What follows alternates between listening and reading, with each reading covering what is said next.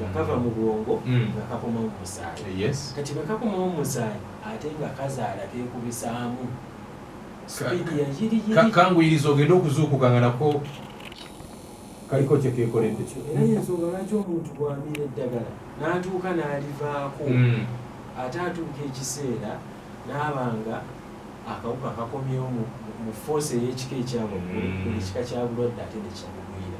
Era kye mbadde ngenda okubuuza nti ki ekibaawo ng'omuntu avudde ku ddagala n'amala n'aliddako? Kyekyo kyennyininyini ekibaawo nti bw'ava ku ddagala akawuka kano aba akawadde ebbeetu okomawo mu musaayi ne kazaala ku sipiidi eya yiriyiri ne katandika okwekubisaamu. Gye kakoma okuzaala gye kakoma okukendeeza obutaffaali bw'omuntu.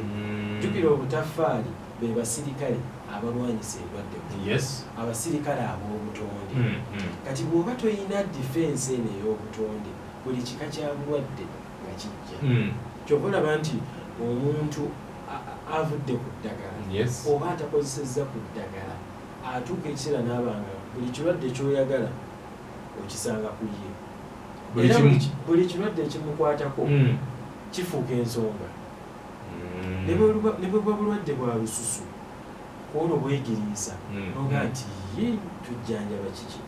Bwe kiba kifuba kiyitirira oyinza okugaa nti oba kaakati ate tuli ku ki n'omuwa eddagala ebika n'ebika ng'olaba tarespondi n'ogamba tuli ku ki.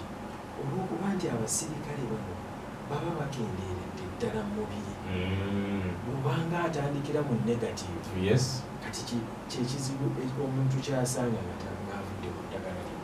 Oli kredi obuddu ey'omuntu wa bulijjo tugenda kuwumulamu katono tudde twongere okunnyikizaako ku nsonga y'okulaba nga mu nkola ze twogedde ku nkola y'okulaba nga abaana b'obuwala naddala nga bavujjirirwa baweebwa amaanyi agasobola okweyimirizaawo ate naye enkola eyo tugitunuleko tugigendeko ebuziba.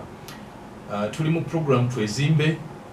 Programu eno twezimbe essaawa eno esooka okutuusibwa ku bannaffe aba Jubail Agrotech Limited, naye ng'emboozi eno gye tunyumya ne mukulu Emax Kintu akwatibwako batambulirwako ensonga z'akawuka ka mukenenya mu disitulikiti y'e Kyotera ekutuusibwako bannaffe aba Ripple Effect edda gye mwali muyita Senda Kaawo kati linnya alikyusa naye ng'emirimu ekyagikolera ddala mu bitundu eby'enjawulo. Katono nnyo kanzije tweyongere.